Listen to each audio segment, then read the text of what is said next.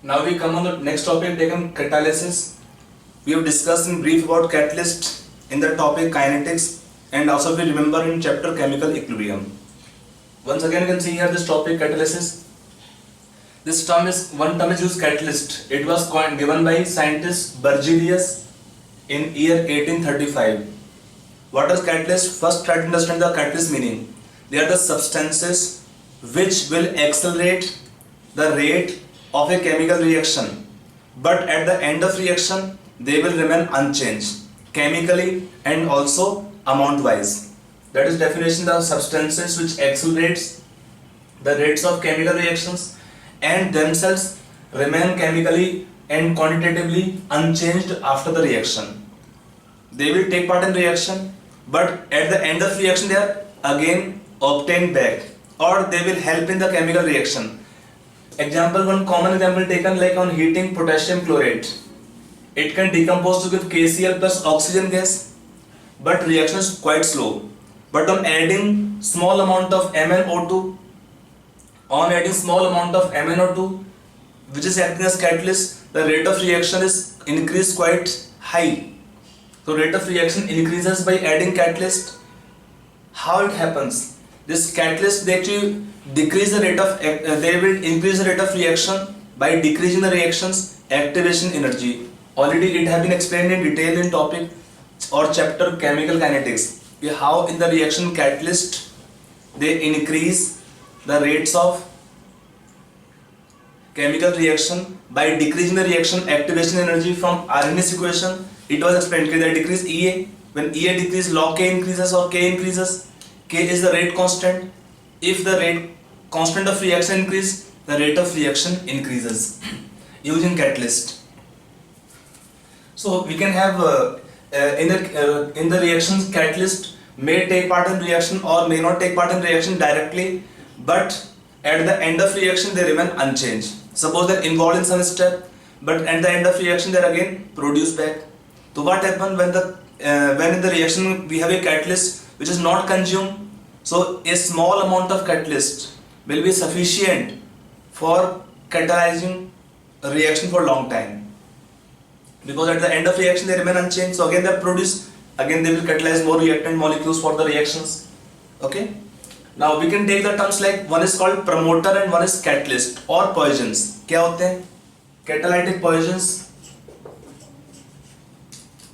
and promoters.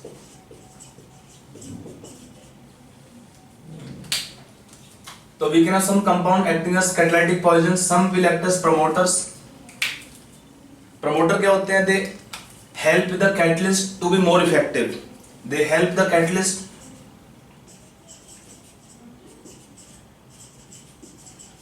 to increase the rate of reaction, to increase the rate of reaction. Whereas when we take poisons or catalytic poison, they decrease or sometimes even stop the reaction. Decrease the rate of reaction, we can call them negative catalyst, or they can sometimes stop the reaction altogether. So negative catalyst or poison, catalytic poisons, they slow down the catalyst. If we take the term promoter and catalyst, example taken reaction preparation of ammonia by Haber's process. Nitrogen plus hydrogen can give ammonia gas. In the reaction, iron is catalyst and MO in the reaction is used as promoter. In the reaction, molybdenum is acting as promoter and iron in the reaction will act as catalyst.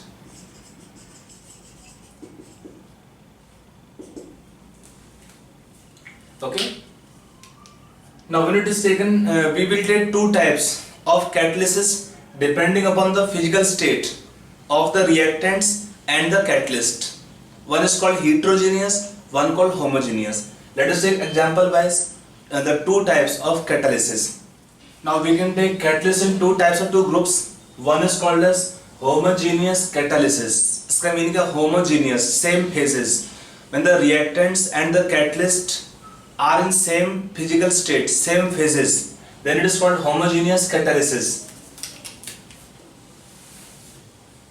इसका definition क्या होता है? when the reactants and the catalyst are in same phase, same physical state, maybe liquids or gases, then it is called as homogeneous catalysis. Example taken, like first we take oxidation of sulfur dioxide to sulfur trioxide, SO2 plus O2 give SO3, NO gas is catalyst, so you can take reactant or product or the catalyst, all are in same physical state, all are in gas phase.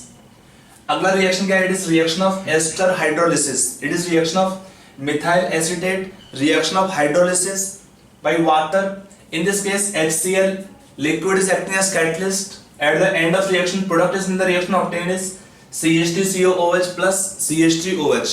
इसका reaction का mechanism पूरा पढ़े हैं organic chemistry में, कैसे होता है, कैसे ब्रेक बॉन्ड होंगे आपके. अगला दिया है इसमें C12H22O11 aqueous when hydrolyzed in presence of dilute solution of sulfuric acid, it gives glucose plus fructose.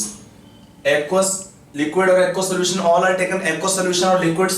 So again this all the examples can be taken the examples of homogeneous catalysis. अगला दिया है इसमें heterogeneous catalysis. ये क्या होता है definitions का? When the reactants and the catalyst are in different physical state or different phases, then it is called as heterogeneous catalysis. Hetero means different phases. The reactant and the catalyst are in different physical state, different phases, then it is called heterogeneous catalysis. They are quite important. Like example taken here, one reaction, oxidation of sulfur dioxide to form sulfur trioxide using platinum solid as catalyst, or in this reaction V2O5 solid can also act as catalyst. This reaction is used to prepare sulfuric acid in contact process. अगला क्या है? N2 plus hydrogen give ammonia gas. Reaction called Haber's process to prepare ammonia. In the Haber's process, what happens? This give ammonia gas. By reaction of nitrogen gas, hydrogen gas, iron solid is catalyst. MO molybdenum solid is promoter, giving ammonia gas. अगला दिया है this reaction is used in Ostwald process to prepare nitric acid. Third reaction. It is reaction is used to prepare HNO3 by Ostwald process. उसका पहला step है reaction of ammonia with O2 in presence of platinum gauge, platinum solid. ये gas है, ये gas है, ये solid है, ये गैस, ये gas. At high temperature reaction happen where water will be in the vapor phase, gas phase. So this reaction is used to prepare NO, then NO oxidized to NO2, which undergo disproportionation giving HNO3. That entire reaction is called as Ostwald process to prepare nitric acid. Ammonia plus O2 giving NO and H2O. समझ में आ रहा है?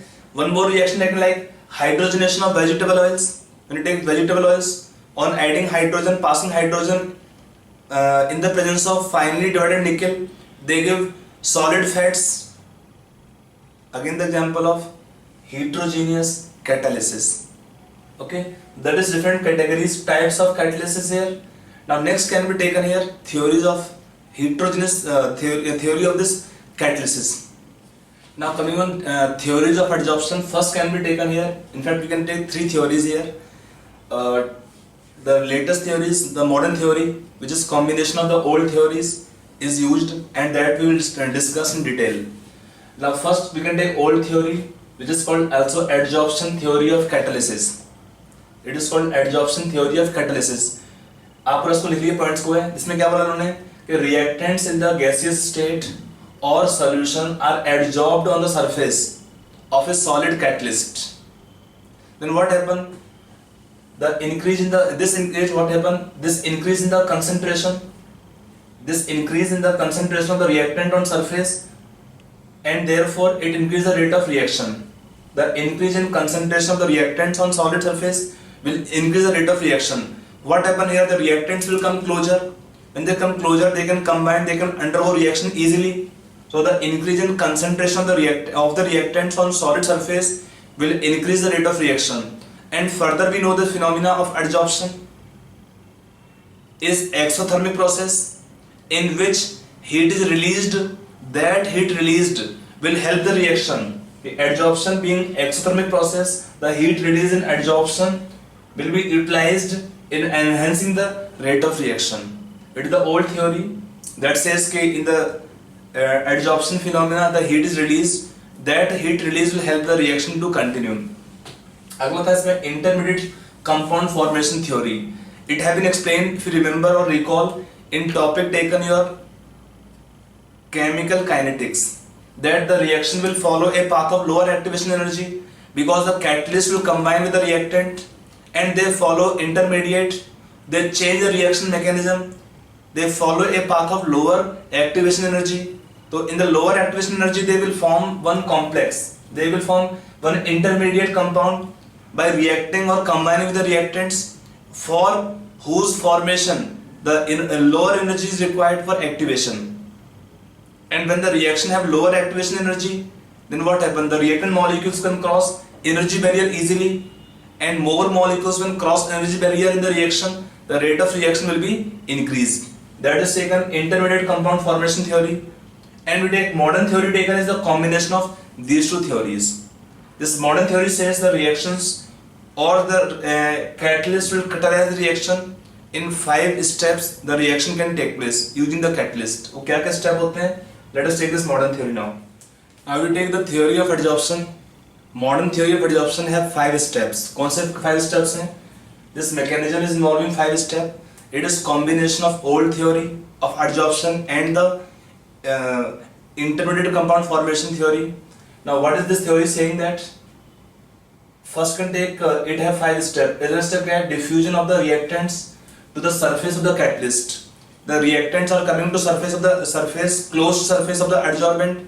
That the reactants, when they come close to surface, they get adsorbed on the catalyst, which is having free valencies. The solid catalyst, already explained to you, are having free valencies. Due to free valencies, they attract and retain the molecules, in this case of reactant, on the surface. So that is first point taken, diffusion of the reactant molecules to the surface of the catalyst. When they come and then they get adsorbed. It is second step, adsorption of the reactant molecules on the surface of the adsorbent of this catalyst. And then what happen? After the reactants are adsorbed, they will lie side by side, and then they can undergo chemical reaction. Then they undergo chemical reaction. That's third step taken, occurrence of chemical reaction on the surface of catalyst. Chemical reaction on the surface of catalyst through the formation of intermediate. And then after they form product, then the step 4 is taken, desorption of the products from surface of the catalyst. So what happen? They will make available again surface free to adsorb more reactant molecules, and again the reaction to happen. So what happens? That is step 4, desorption of the product, reaction product form. In the reaction they will move away, they undergo desorption from surface of catalyst, and therefore they will make surface available again for the more reaction. And then it is taken step 5, diffusion of the products away from the surface of the catalyst, so that they will not be in the nearby of the catalyst, so that they will make surface free completely without causing crowding around the surface. And then on the free surfaces they again can adsorb more reactant molecules to catalyze the reaction further. I get this point. So that is the 5 step taken here. Now you can see at the end of reaction what happens. The catalyst having free surfaces, on that they adsorb reactant which are again free after the product form, moving away, diffuse away from the surface of the catalyst. So even a small amount of catalyst will be sufficient to help this reaction. Even small amount of catalyst is sufficient to help this reaction.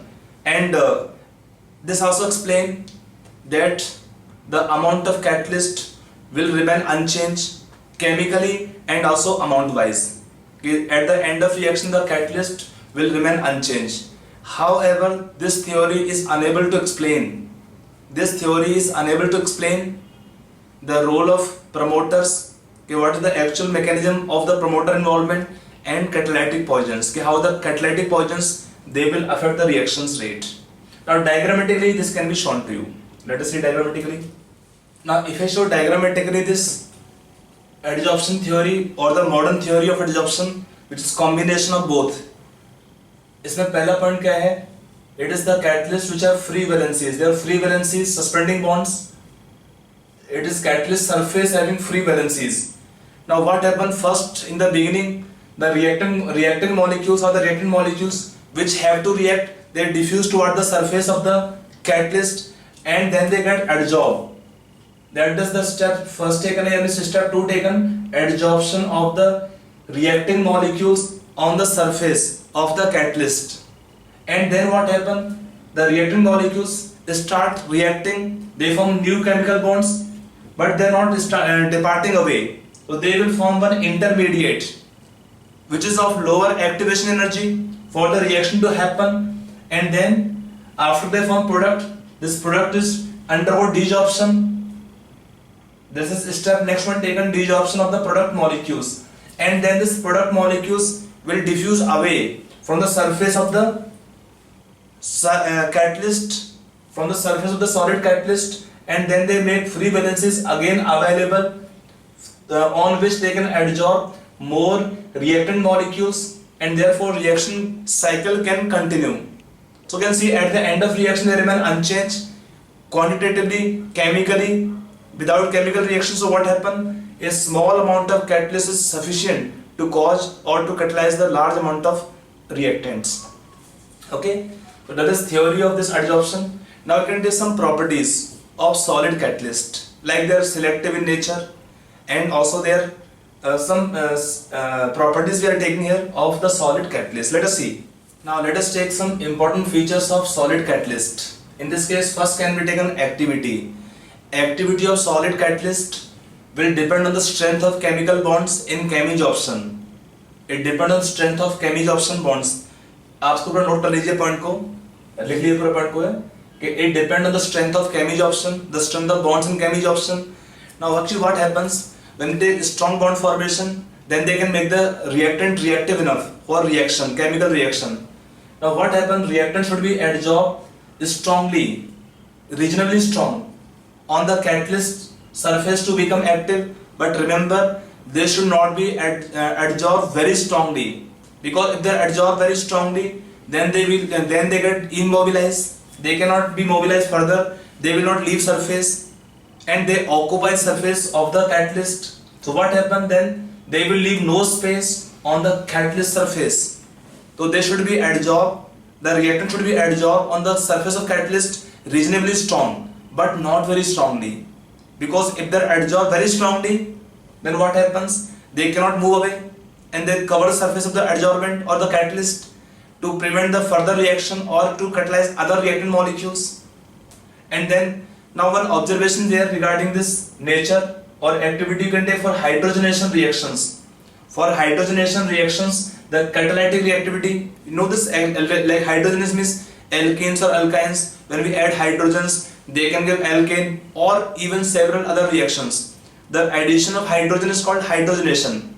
In that, metals are acting as common catalyst.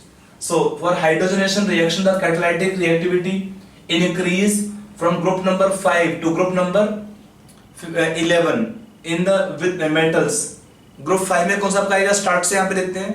1 आपका जाएगा calcium, potassium, then 2 में calcium, then scandium, third vanadium, chromium, then manganese. Manganese onwards. Manganese is group 5.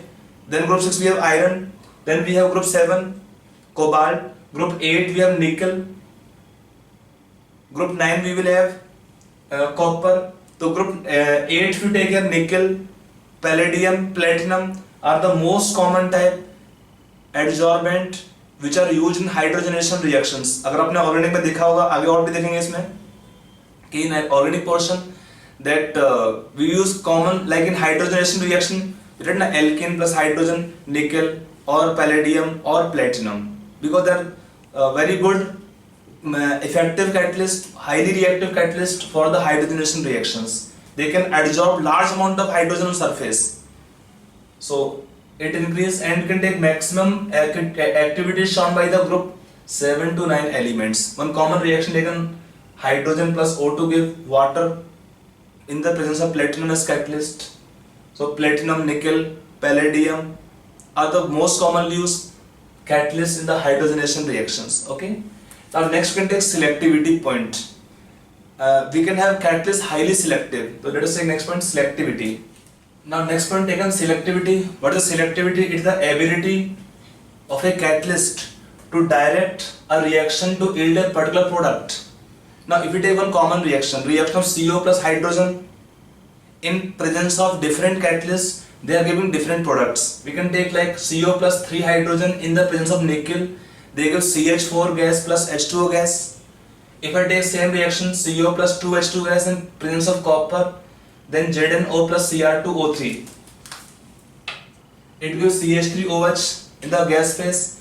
The reaction taken of CO plus hydrogen gas give in the presence of copper as catalyst give HCHO. So you can change the reaction, same reactant are there, but in the presence of different catalyst, they are giving different products. So we can take a catalyst will direct a particular reaction, a selective reaction, and in the presence of different catalysts, they can yield different products.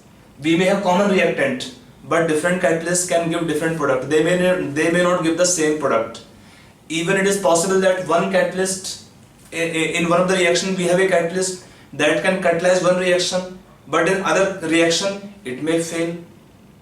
Meaning we have selectivity of the catalyst. They can catalyze some selective reactions only and not all the reactions. Okay, that is the selectivity of the catalyst point. Now we take one term more, is called shape selective catalyst, that depend on the size of the pores and the we can take size of the molecules of the reactants. That is commonly used in zeolites. So let us take that also introduction and some idea of the shape selective catalyst.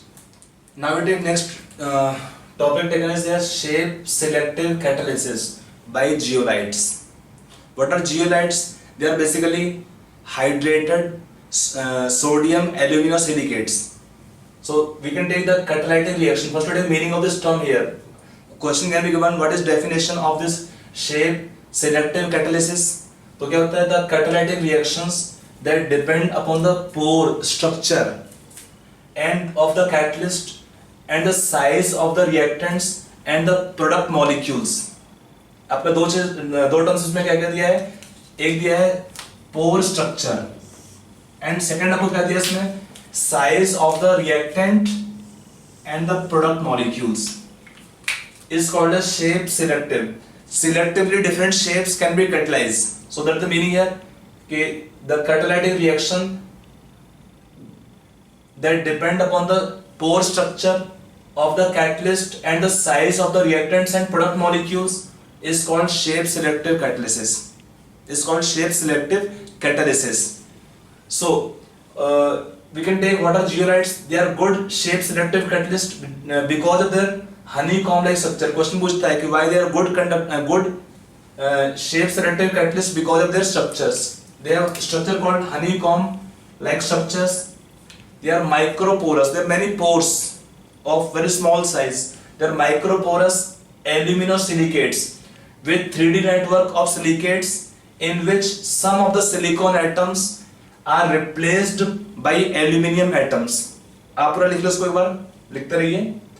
In which some of the silicon atoms are replaced by aluminium atoms, giving aluminium oxygen aluminium framework. Full stop. These are used means this zeolites, they will be used as catalyst which is depending upon the pore structure and the size of the reactant and the product molecules, the size and shape of the reactant and product molecules. Now these silicates or this zeolites can be synthetic or natural. Now zeolites are widely used in petrochemical industries. One of the very common like इसमें किसने अपने purpose के लिए for cracking of hydrocarbons. What is cracking? That we have bigger hydrocarbon molecules to break them into smaller molecules is called cracking. For cracking of hydrocarbons and isomerization, we have structure like we can have N-butane can form isobutane. That is reaction of isomerization. Isomer changing structures. Example common taken is ZSM5. ZSM5 is catalyst in the petrochemical industry, which is used to convert alcohol to gasoline or petrol by dehydration reaction. From alcohol remove water molecules and then that is called dehydration reaction. Dehydrating them to give mixture of hydrocarbons. By dehydration of alcohols, they give mixture of hydrocarbons. That mixture of hydrocarbons is used as fuel, gasoline, you can say here. That is the catalyst is used there, ZSM5. Okay. Now next topic can be taken here about enzyme catalysis. Okay, so let us take next topic, enzyme catalysis. Now we take our next topic, enzyme catalysis. What are enzyme catalysis? Let us understand first what are enzymes. Enzymes can be taken as biological catalyst or biochemical catalyst which are catalyzing numerous natural reactions, reactions occurring in animals and plants. They catalyze numerous reactions that occur in the bodies of animals and plants to maintain the life processes. Basically, enzymes are nitrogenous compounds. They are proteins in nature. All the enzymes are proteins in nature. So they are basically complex nitrogenous organic compounds produced by living organisms, plants or animals. Moreover, they are actually protein molecules of high molecular weight, and they form colloidal solutions in water. They are highly effective as well as highly specific. Effective means that they can small amount is sufficient to catalyze a large number of molecules, reactant molecules. At the same time, they are highly specific. Means catalyst cannot means you can take enzymes, they cannot catalyze all the reactions. One typical enzyme can catalyze only one kind of reaction. Even they differentiate the stereoisomers. If we can have same structure but different stereoisomerism, that also will be selectively judged by the enzymes. So that is highly specific in nature. Basically, this reactions which are catalyzed by the enzymes are called as biochemical catalysis reactions. So we have lot of reactions in which enzymes are catalysts. Let us take a list of the some commonly occurring reactions in which enzymes are catalyst. Okay. Now let us take some very commonly occurring enzyme catalyzed reactions. In exams you get direct question. Okay, for this reaction, what is enzyme, what is reactant, what is product, or this enzyme can catalyze which reactant to give which product. So remember the reactant, product and the enzymes both. और जब थोड़ा note करो सारा इसमें, note down all these examples. They are quite important examples. पहला दिया इसमें example है inversion of cane sugar. When you take cane sugar means sucrose solution, when it is undergoing reaction of hydrolysis in the presence of invertage enzyme, it gives glucose and fructose. Why this reaction is called inversion have been explained to you in topic kinetics. When we take reactant is glucose, if we take solution of sucrose or cane sugar, this solution is dextrorotatory nature. After reaction get over, they give equal moles, but negative value higher than positive value of glucose. So solution become levorotatory nature. There is change in optical behavior before and after this reaction of hydrolysis. So this reaction is called inversion of cane sugar. Convert sucrose to give 1 mole of glucose and 1 mole of fructose. Second example taken, conversion of glucose to ethyl alcohol. In this reaction we have catalyst Zymase enzyme, where we have glucose will undergo reaction with Zymase to give ethyl alcohol plus CO2. अगला reaction है conversion of starch to maltose. Retail starch will give maltose. In this reaction we have catalyst or contain enzyme is taken diastase which catalyzes reaction. What is starch? It is polysaccharide, polymer of alpha D glucose. The structures you can study in topic biomolecules. When you take this starch will react with water n moles to give n moles of maltose. Maltose is also example of disaccharide. Formula was same as starch, same as cane sugar. We take in this reaction enzyme catalysis taken diastase enzyme which will catalyze this reaction. अगला इसमें example दिया conversion of maltose to glucose. Maltose to glucose conversion is by enzyme maltase. Then urea to ammonia and CO2. This reaction of decomposition of urea to give ammonia and CO2. For this reaction they use catalyst urease. When you take in the stomach, pepsin is one enzyme that convert proteins to peptides or amino acids finally. And in the intestine we have pancreatic trypsin Trypsin, TRY. Trypsin converts proteins to amino acids. Proteins to amino acids. You can take pepsin, convert proteins to peptides, which are lower molar weight proteins, and trypsin will convert proteins to amino acids coming from the pancreatic juice, which contain trypsin, that help in this conversion of proteins to amino acids. Now we can take some properties of this enzyme or enzyme catalysis reactions. Okay. Now we can take some characteristics of enzyme catalysis reactions or about some property of enzymes. See, enzymes taken here are highly efficient. Means a single molecule of enzyme can catalyze millions of reacting molecules reactions per minute. So highly efficient. Supposed to be the most efficient, you can say here. And highly, अगला point का property क्या है? Highly specific in nature. A given enzyme can catalyze only one reaction, no other reaction. And when they enzymes, they can differentiate the stereoisomers easily, which are difficult to identify by simple means. So highly specific nature means each enzyme has one fixed substrate on which they can act and catalyze that reaction, not other reactions. That is meaning highly specific in nature. अगला point क्या है? They are highly active under optimum temperature. What is optimum temperature? कि each enzyme has a fixed temperature at which the rate of reaction is maximum of that enzyme. That the temperature at which the enzyme is most effective, most efficient, that temperature is called as optimum temperature. For the enzyme, it is taken mostly 298 Kelvin to 310 Kelvin temperature is optimum temperature for the most of the enzymes.